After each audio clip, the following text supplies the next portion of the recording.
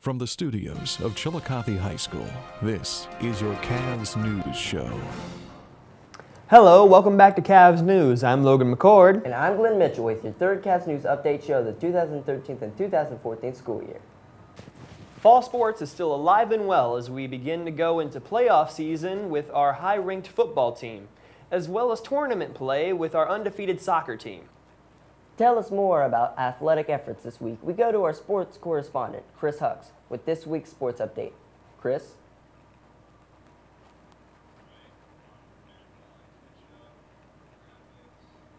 Thanks, Glenn.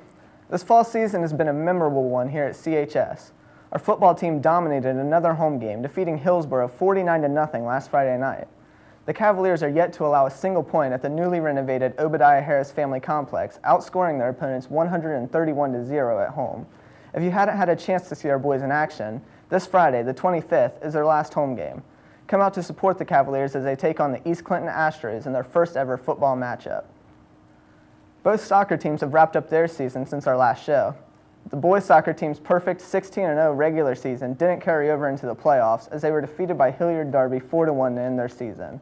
It was a great year for the team and should pave the way for future team success. There are 11 seniors graduating from the team. The girls soccer team made a somewhat surprising run in their tournament before losing to Fairfield Union. The girls had a good season and upset Warren in the playoffs to add a signature win. Chillicothe's ladies volleyball season also came to a close last week. The girls finished 11-13 overall, but had an impressive 9-3 record in the SCOL. The cross-country team ended their year as well. The boys placed 15th and the girls placed 17th. Great job, cross-country. That's it for sports. Now back to Glenn and Logan in the studio. Thanks, Chris. Did you attend the fall concert for either the CHS Orchestra or the CHS choral groups? If not, you're in luck. For your viewing pleasure, we have prepared a video montage of both of the events. We hope you enjoy it.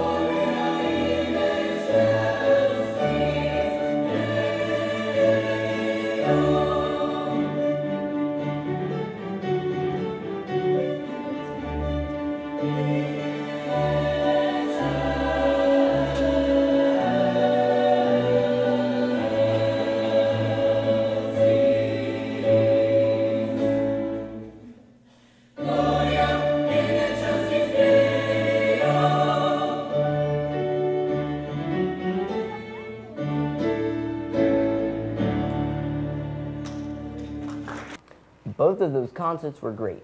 Don't forget those 2 concerts weren't the only 2 in the fall concert series. The CHS band concert was last Tuesday. We will have footage from that concert next week. The fall concert series isn't the only thing to pay attention to. To keep you in the know about what dates are coming up and when, we go to Bethany Truman with our very own community calendar. Bethany? Thanks, Logan. This month in Chillicothe, we have several interesting events going on in our community. Terra in the Hills will continue every weekend in October at Walnut Creek Campgrounds and Resort. The event will cost $7 per person, or for $13 you can skip all the lines with a first kill pass. The Halloween parade will be this Saturday, October 26th in downtown Chillicothe, starting promptly at 7 o'clock. It's time to dust off your costumes. Trick or treat in Chillicothe will be October 31st from 5:30 to 7. Be sure to have fun, but stay safe. All children should stay with an adult throughout the night. That's all for this week. I'm Bethany Truman. Now back to Glenn in the studio. Thanks, Bethany. It's that time of the year again. The week of October 28th through November 1st will be the Fall Ohio Graduation Test Week. Those students who haven't yet passed their OGTs will come to school at regular time. Students who have passed the OGT get to come in 2 hours later to prevent any interruption possible. Next week should follow these 3 foolproof test-taking strategies. 1, study the material the night before. 2, get a healthy sleep the night before. And 3, eat a nutritious breakfast the morning before. The CAVS News staff wishes you the best of luck in the next week. This next segment may not help you pass the OGT, but at least it'll keep you informed. We now go to Anthony Polakowski with our new and improved segment, Did You Know? Anthony?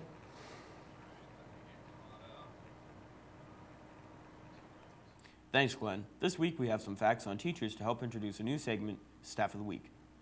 Did you know that most teachers in Indonesia are under the age of 30? In ancient Greece, teachers were paid more than skilled artisans and often received gifts from citizens. In African civilizations, from the times of the pharaohs to the kingdom of Nubia, teachers were produced that were respected all over the ancient world. Important studies done by professors and educators are rarely taken seriously and are often ignored by seats of power. That's all for this week. I'm Anthony Polakowski. Now back to Glenn and Logan in the studio. Thanks, Anthony. You know, I forget how many people we have here on staff at CHS. I forget sometimes too. Which brings us to a completely new segment where we spotlight a single staff member here at CHS.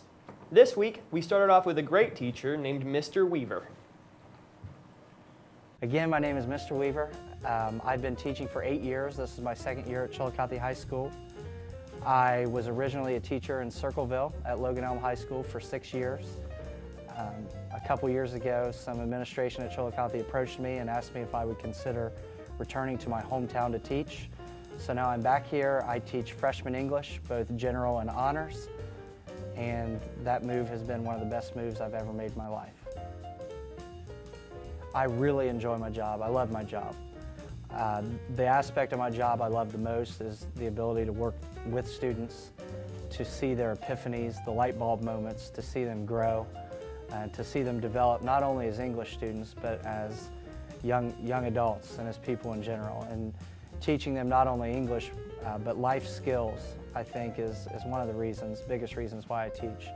In terms of my philosophy as a teacher, I guess there are 2 main philosophies that I strongly advocate. The first is that I'm very humanistic in nature. I think that education is built on relationships first and foremost. So I try really hard at the beginning of the year and throughout a year to develop rapport with my students. Secondly, I try to embody the ideal of lifelong learning. I learn from my students on a daily basis, probably just as much as they learn from me. I learn how to motivate students, I learn how to better teach concepts and content, and it is my hope that through my passion, my energy, my enthusiasm toward learning, that will be, that it'll be translated to or given to my students. My philosophy on teaching is, again, it's twofold.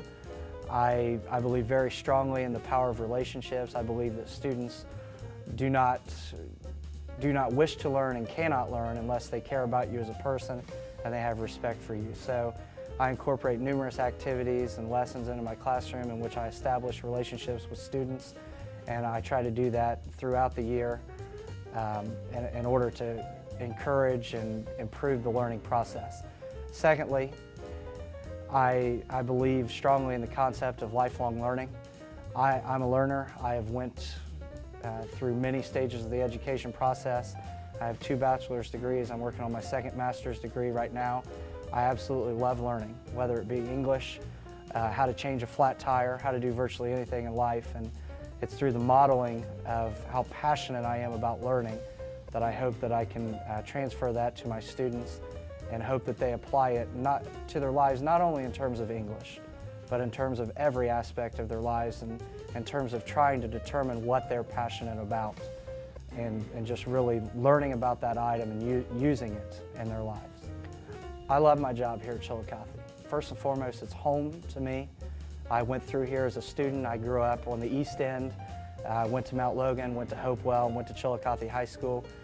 This place, this school in particular, and the community in general are very dear to me. They're very important to me. So, you know, there's that innate portion of me that already loved being here. Secondly, I love working with the staff members that we have here. We have so many people who are strongly committed to providing students with a quality education. They're individuals who I had as a student they were my teacher many years ago, and other individuals I've just started to meet and work with. But I really think that we have a group of people here who value learning. And last but not least, I really enjoyed my time here in terms of working with my principal. His philosophy of education and his programs have given me the opportunity to grow as an educator and a prospective administrator. So all in all, I just love it here. I spend countless hours preparing for class, whether that be over the summer in preparation for the units that I'm going to teach throughout the year, or during the school year, whether it be evenings after school hours prepping for the next day, very early mornings. I've been known on occasion to get here before the alarm goes off at 5 a.m. And to prepare lessons that are really going to incorporate my students' interests and connect to their prior knowledge and experiences. But for the most part, I typically use the weekends as an opportunity to plan. In terms of quantity of hours, I couldn't put an exact number on it, but it's an awful lot because I believe that planning is a very important part of the educational process. I think the hardest thing about teaching high school and English in particular is just, for me in particular, keeping up on the grading. There's a lot of paperwork and involved in teaching or in education in general, but as an English teacher, our tests typically incorporate essays, longer constructed responses, extended responses, a number of paragraphs. So for me, that's the hardest part, just trying to keep up with the paper load and trying to do those types of things. I assist with many other programs that help Chillicothe High School and the district to run more effectively. The first one of those is I send out emails about a week in advance of any activity that we are to have, as teachers are required to sign up for 2 additional duties each. So my job, in addition to being at that particular activity, whether that be the homecoming dance or any of the music concerts or the children's play or whatnot, is to coordinate the director of the program's efforts and to make sure the teachers who have signed up for a duty end up at the duty and working. In addition to that, I'm the auditorium supervisor. I run the auditorium, I run lights and sound for many events that we have. I work with programs and individuals who are not only part of the district, but who are outside of the district who would like to use our facility. In addition to that, I'm the Friday school supervisor. I'm the freshman class advisor. I'm an usher at football games. I am a VLA teacher. In addition to those, I am the mentor teacher of a new staff member, Miss Lubke, that was just brought on this year. I'm the coordinator of our junior diversity program workshop. I have done a presentation on the ACT and SAT to juniors and seniors to help prepare them for college entrance exams. I am supervising the Chillicothe Cadet Grant and trying to spend that money in a manner that is going to help the individuals in that program develop a greater attachment to the school and also rejuvenate and renovate our weight room that's kept and housed at the high school. And finally, I'm part of a committee currently that's looking at revamping the scheduling at our high school level to better prepare our students for the upcoming change in standards to the Common Core. Of all the activities and programs that I lead and/or am an integral part of, there are two that really stand out for me, or to me, in terms of being programs that are the most difficult, and they're for different reasons. The first one is to be a VLA teacher. As a VLA teacher, I'm grading work that's submitted by approximately 50 students who are in my VLA class. Each student is required to complete 36 lessons for a course by the end of the year. So the quantity of lessons that I have to grade, in addition to the grading that I'm already doing for the 150 plus students I have in class, it really makes that a difficult program to really do the grading right and to provide feedback to that student that's going to help them grow. The other item that I would consider to be difficult or a challenge is supervising Friday school. In terms of supervising Friday school, I'm in here on Fridays after school for 2.5 hours each Friday, supervising individuals who have committed any number of discipline infractions. And the challenge in that regard, what's really difficult is making something out of that situation other than simply just punishing students for being here for 2.5 hours. I guess that my ultimate wish is to adapt that program and make it in such a way so that students really can learn something from that Friday school, and they can really use it to better themselves, not only as students, but as people. Okay, in terms of a favorite food, it's really hard for me to decide. As you can see, I like all kinds of food. My favorite food, and I'm kind of smiling, I'm kind of passionate about it, I love pizza. I could eat pizza every single day of the week, and in fact, I think I have pizza probably 5 or 6 times a week in actuality. So pizza by far, pepperoni pizza in particular, is my favorite food. My favorite activity, which I don't get to do very much anymore really, is to run. I love to run, and it's kind of crazy because that's an activity that's developed over the course of my life. In high school, as a football player, I truly despised running, but in previous years, recent years, I've had the opportunity to run a couple of half marathons and a handful of 5Ks, and that's something that I really, really enjoy doing. Okay, in terms of favorite movie, I just love watching movies in general. I don't really have a favorite. I'm going to share with you a movie that I watched the other night that I found to be kind of fascinating. I watched an Ethan Hawke movie, a newer movie called The Purge. It's a science fiction film, and it's really a terrific concept. It's a movie that really makes you think, and it's a movie that kept me on my toes the entire time. Okay, my favorite music, and I blame my mom for this, is basically anything and everything that's played on WNCI. I was weaned on WNCI, and that type of pop music, yes, even to today, is the music that I most enjoy. Now that said, I do enjoy other types of music, but that's my favorite. My favorite TV show by far is The Big Bang Theory.